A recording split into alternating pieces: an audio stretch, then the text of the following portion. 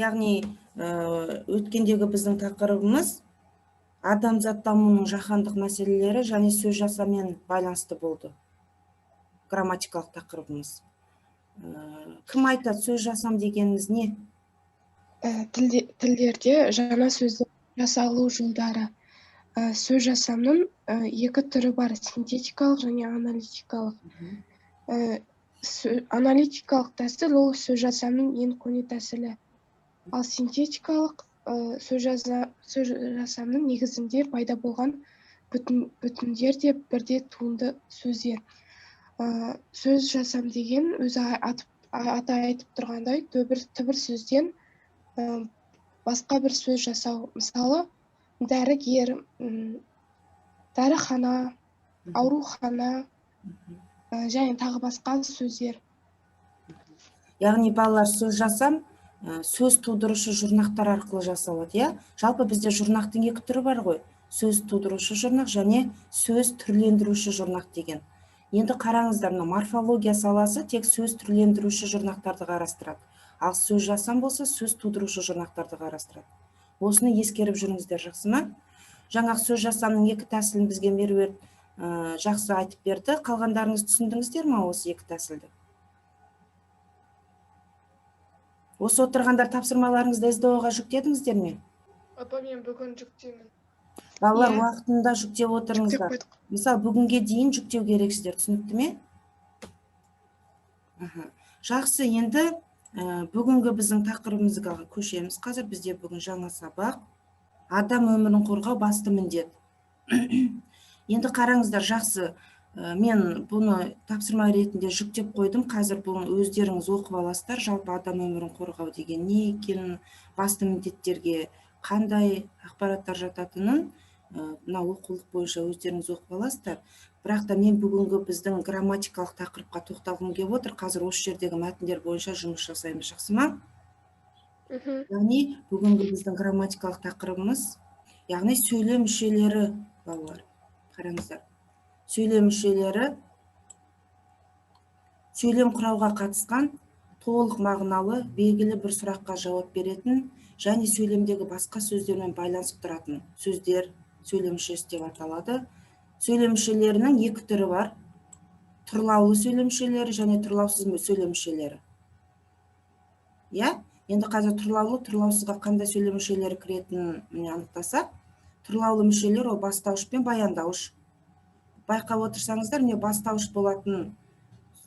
бастауыш болу үшін мына сұрақтарға жауап беру керек: кім не, кімдер нелер, кімі несі, кімім нем, кіміңіз неңіз деген сияқты сұрақтарға жауап береді және бастауыштың асты бір сызықпен сызылады. Оны білеміз ғой. Өздеріңізге қарындашпен бастауыш деп бір сызықты сызып қойыңыздар. Енді баяндауыш бізде қазақ тілінде ерекшелігі орыс тілімен салыстырғанда. Бізде сөйлемнің соңында тұрған сөздің бәрі баяндауыш болады. Ол екі сызықпен сызылады. Бізде баяндауыш ол зат есімде, сын есімде, сан есімде, есімдікте, етістікте бола береді. Яғни 9 сөз табының бәрі баяндауыш бола алады. Екі сызықпен сызылады, баяндауыш деп екі сызықпен сызып қойыңыздар. Келесі. Мысал көрсетіп тұр. Бастауыш: жазда күн өте ыстық болды. Бір сызықпен сызылып тұр, көрдіңіздер ма? Ыстық болды. Не ыстық болды? Күн. Баяндауыш: біз тауға шықтық. Біз не істедік? Шықтық. Бұрысқа екі сызық. Келесі. Тұрлаусыз мүшелер: анықтауыш, толықтауыш, пысықтауыш. Қараңыздар, анықтауыш дегеніміз ол сын есімнің сұрақтарына жауап берсе анықтауыш болады. Сын есімнің барлық сұрағы анықтауышқа жауап береді. Түсінікті ме?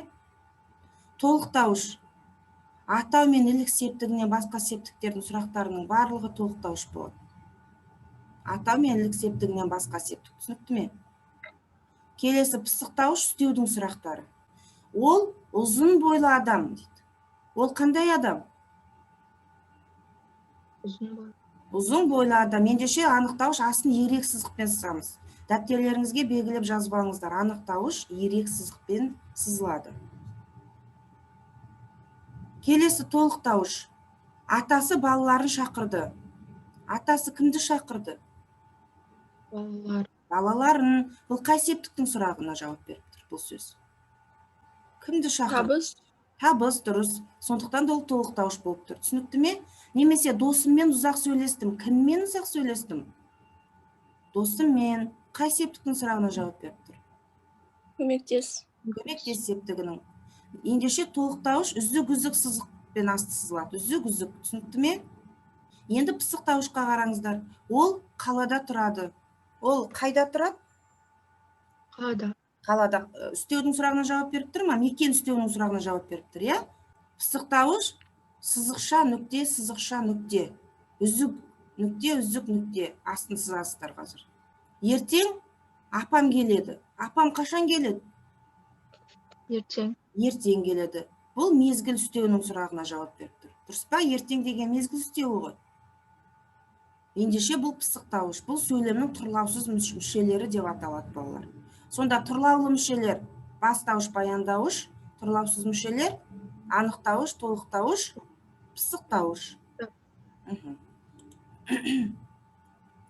Енді жарайды, ары қарай толықтауыштың екі түрі бар. Міне қараңыздар, тура толықтауыш және жанама толықтауыш деген түрі бар. Тура толықтауыш дегеніміз тек қана табыс септігінің сұрағына жауап берсе, ол тура толықтауыш болады. Тек қана табыс. Көлді жел қозғайды, ойды сөз қозғайды. Яғни, жел нені қозғайды? Көлді. Сөз нені қозғайды? Ойды. Нені деген сұраққа тікелей жауап беріп тұрғандықтан ол тура толықтауыш болады. Түсінікті ме? Ал келесіде, мысалы, білімдіден шыққан сөз талаптыға болсын кез дейді. Абай Құнанбайұлының үзінді алынған. Яғни, кімнен шыққан сөз? Білімдіден. Кімнен неден? Қай септіктің сұрағы? Шығыс. Талаптыға болсын кез. Кімге болсын кез? Талаптыға. Қай септіктің сұрағы? Барыс. Сондықтан да ол жанама болады. Түсінікті ме? Сонда қараңыздар, тек қана табыс септігіне жауап берсе тура толықтауыш болады да, қалған септіктер, яғни барыс, жатыс, шығыс, көмектес септіктеріне жауап берсе, ол жанама толықтауыш болады. Түсінікті ме? Тура толықтауышта, жанама толықтауышта асты үзік сызықпен көрсетіледі. Енді қараңыздар, пысықтауыш дегенде ол үстеудің сұрақтарына жауап береді деді. Үстеудің мағыналық түрлері сияқты, міне пысықтауышта дәл сол үстеудің мағыналық түрлерінің сұрақтарына жауап береді. Мекен үстеуінің сұрағы, мысалы, қайдан болса, жаңағы пысықтауышта осы сұраққа жауап береді. Түсінікті ме? Мекен пысықтауышы деп аталады. Мезгіл пысықтауышы, қашан деген сұраққа жауап береді. Себеп салдар пысықтауышы, неліктен, не үшін? Сын қимыл пысықтауышы, қалайша? Мақсат пысықтауышы, неге, не мақсатпен деген сұрақтарға жауап береді. Енді сіздерге тапсырма. Мына жерде қараңыздар, мәтінді аламыз. Басталғанда бүгінгі тақырыбымыз адам өмірін қорғау басты міндет болып тұр ғой. Қараңыздар, мына жерде екінші тапсырмадағы мемлекет міндеттерінің бірі азаматтардың қалыпты тіршілік қауіпсіздігін қамтамасыз ету, оларды экстремалды жағдайлардан сақтау деген сөйлемді көріп тұрсыздар ма? Бірінші сөйлем. Кәне, бірлесіп талдайық. Сонымен баяндаушы қайсы болады осы сөйлемнің? Мемлекет. Баяндаушы. Баяндау. Қамтамасыз ету, сақтау. Екі сөйлемнен құралған. Бірінші сөйлемі мемлекет міндеттерінің бірі азаматтардың қалыпты тіршілік қауіпсіздігін қамтамасыз ету болып тұр, иә? Ендеше баяндаушы осы жердегі сөйлемнің соңында тұрған сөз қамтамасыз ету. Енді қамтамасыз ету. Не қамтамасыз ету? Мемлекет міндеттерінің бірі. Ол бастауыш болады. Дұрыс па, балалар? Мына жерде сызықша бастауыш пен баяндауыштың арасына қойып тұр. Яғни міндеттердің бірі несі? Міндеттерінің бірі. Бұл бастауыш болады. Солай сіздіңіздер ма? Енді қамтамасыз ету. Нені қамтамасыз ету? Азаматтардың қалыпты тіршілігін. Қалыпты тіршілік қауіпсіздігін. Иә? Бұл не болады? Нені қамтамасыз ету? Толықтауыш. Толықтауыш. Тура ма, жанама ма? Тура. Тура толықтауыш. кімнің қалыпты тіршілік қауіпсіздігін қамтамасыз ету?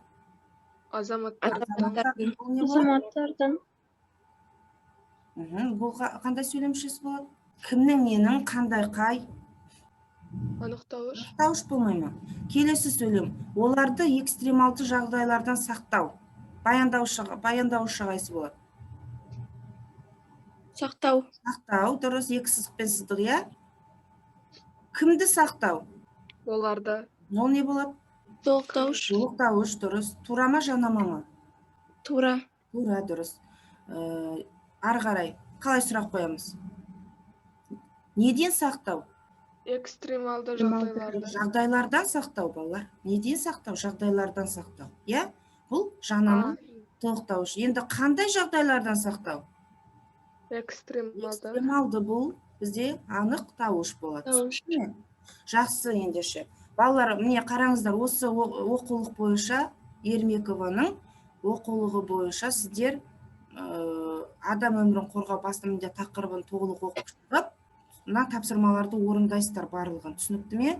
Және де сіздерге қосымша тапсырма. Мына жерде жаңа біз бірінші сөйлем мүшесіне талдадық қой.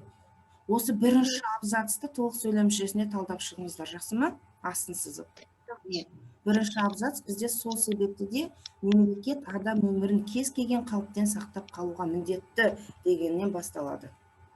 Жақсы балалар, жалпы бүгінгі тақырып бойынша сұрақтарыңыз бар ма? Түсінікті ме бәрі? Иә. Иә. Ендеше сау болыңыздар. Сау болыңыз. Сау болыңыз.